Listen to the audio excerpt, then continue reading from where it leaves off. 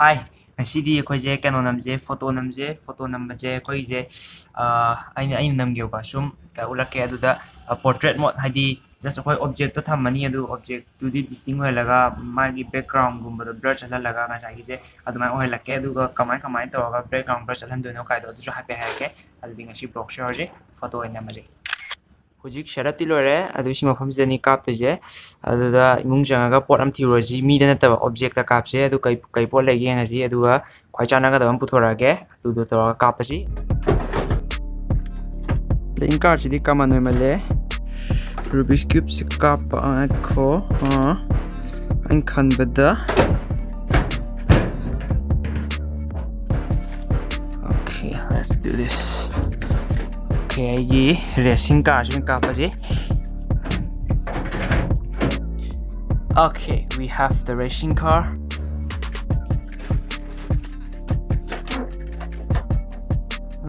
Sidi toje. Sidi car jene aina haise. Okay. Sina murji. Ai sidi amta udre. Sidi background natre sidi floor oin ure do. Background unaba ma thamya ba table macha gumba ma adu mu.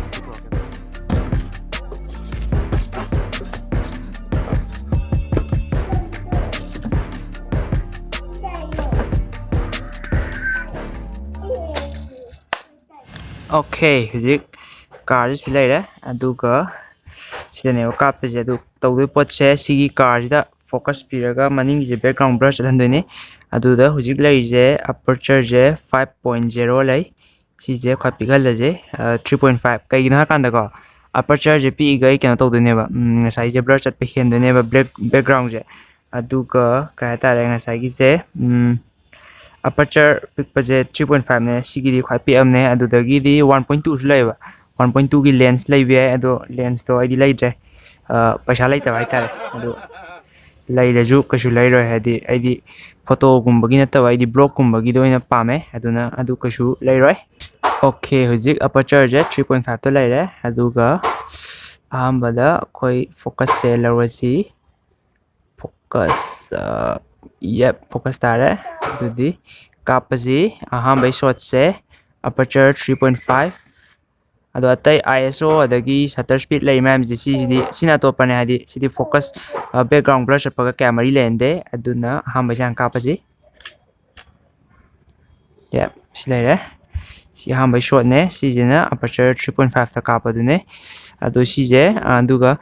aperture na effect to hai jai ulak ke ko 3.5 lere aduga handak na aperture je later ji lekhala je 22 thama je ko aperture 22 thama ado khanga kana ba ISO dang sanarage okay yamko aperture 22 dang kapage ba aduga horen noid ulak ke ba 1 2 3 kapega sina aperture 22 ne ba background ju ko aperture 22 sina aperture 3.5 ne ba horen screen da ju ulak ke sida pak udraju haidi direct file hapa ulage sim lere adi khatang lapnam kapse ba handak sina khara lapna thamaga zoom tawsaledna haidi si lerena si full zoom da ko zoom to kapta di blur chapa hendone ba background se do zoom to wise camera da tani ko haidi camera gi zoom ji optical zoom ne lens ta sana ba zoom ne ba adu phone da zoom to kapadi background su blur chalani aduga nangna kapi du blur chalani blur gi blur prap chaminarani haidi adu digital zoom ne ko hojiki 3.5 3.5 ta kapi do 18 da ne ba 18 haise magi lens ta zoom hai tar ko adu lens se sigi lens gi 55 uga ba zoom je 18 mm dagi 55 book to 18 55 mm thai je sida aduga for keno je background blur chat pa je keno da ma chale da na aperture number je pi gai chattoine ba ko aduga sigi keno sida na ko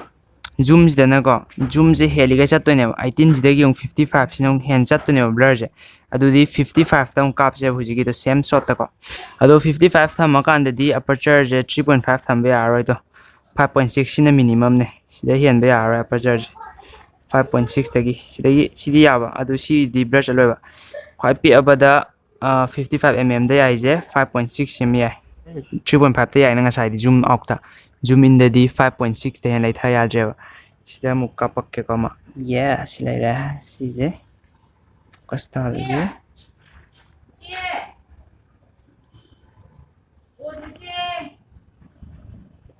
Sida muk kapasi sijina aperture je 5.6 dia nya je. Aduga zoom in jina full zoom in ne. Sila dah. Sina igi 1855 ki lens tu ne. Sida thai je. Ubra 1855 thai na. Sigi lens sina 1855 zoom je 55 mm bu ya ba ko. Aduga lens top pa malai adu mulake. Yep. Sina mugjo kano sina singjan bigi lens ne ko. Sina 55 tagi yaw je 55 tagi 250 ba 250 bu ya ba aduga handak song kap handak na muk ngasa gi je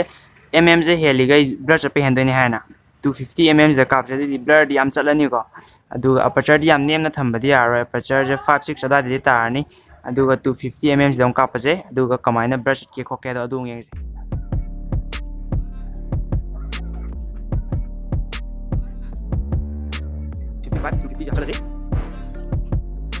hape huzik 55 to 50 sidam kapaji sidi am lab lai tadi ara hadi mai di zoom no fa lak ne ba 250 ai am ti singjalam ne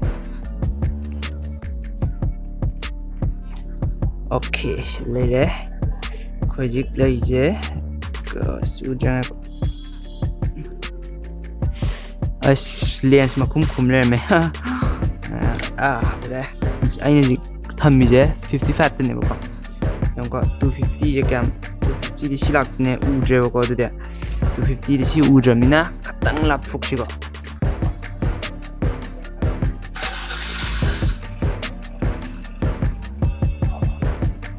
okay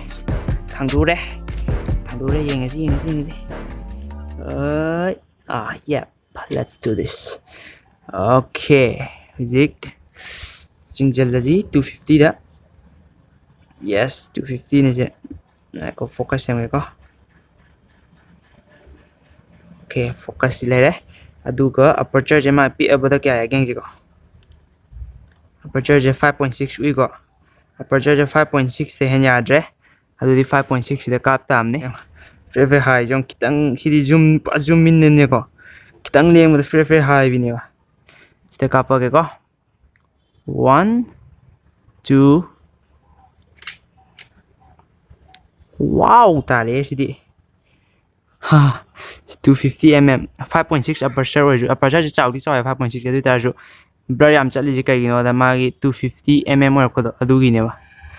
adu siz na ngasai gi atai do le re sidi aina aperture wang na kap da 22 da kap da sidi kem blur cha pa ne atai blur cha pa ke no sine hen hele to 250 mm da kap je aperture 5.6 or jo mai 250 mm da ne kap ji ka je 250 mm da thamin si line sana 250 mm da kapa blur je full ne chali lai koi ka duga aina ke facebook te instagram da thagat pa photo da noina hangak pa app to aduduna sigi je oido ante sorry sigi lumio cam si ne aina canon da sinai je block kum ba ke ka to da si di ISO ne aduga shutter speed ka manual yawe adu sina di nate photo gi je adu da phone gi da photo yam phajamu lakke sidi just for kano gi ne just for ka tare video gi ne ko phone da photo ka pa ya ba yam phajaba mu lakke adu to si gi je ai link description da pirang ge link noi download tawni ma jo do phone loi ma gi support tok da ne ko phone krak support tok ne adu hoji ki akoi gi kano da DSLR da kai da ka pa di nang kano ma adjust with an ID magi aperture ne di mm du su tok ni and di shutter speed ISO ka tai su leba adu mem yam da sidi kem tok da bi da dum direct ka pe yong ko ai ji ka pe sigi app se si portrait mode chang ani ko adu si to ka ne esan la nang photo ka pe la phamos da phamo yes phamo ko good da phamo ko khajang lo kuda chang lo ala kha chang lo yes ada lagi ko oner ko portrait ta ka phautre portrait thame phong zik portrait mo ta lai re yong was da yeng da dia ro yong ko nang yengjo ko horen 1 2 3 kape ko maga kapa to si blur chat pine ba do ane adu do phone khudi makte dia adam ne link piram ge description da adu ta sanga ga yengo ada sang bada not available not keba nang suitable oi hardi device tu ba adu di yaroi aduna adu yardi adu phajabane haidi hujigi di just game to da bi game setting share ma da bi dum direct adu ne me ngasi gi block haidi ngasi di just kamaina video background blur chalan geni adu gi tap ne do hujigi aina haiba portrait mode to tai phone masai ju yawane phone khudi makta do smart oidam ne hujiki app no khai smart oim ne haidi detection do yam thina smart oin to ne tai di square pa yawane haidi sumaina noina zoom am hange gi tripod kai de no di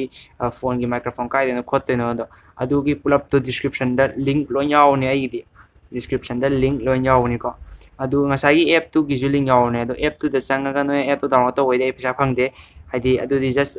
affiliate kum ba moi ga camera ende ado Amazon affiliate tawe aduna aina aigi tripod ke ka camera dagi di microphone ke ka gi link ma mp ba makhala adu dagi noi sanga support lai tar di aigi onda 10% fange ko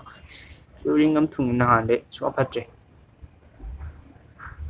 okay adu di ngasi blog silo chala ga do video je noi da support ka tare knowledge kumba dai kana ba gum pi tar di sugar shoy na no ma dai sing liter ani ra gum la tho haidi isa seng thong na ba do ngasi blog silo sage bye bye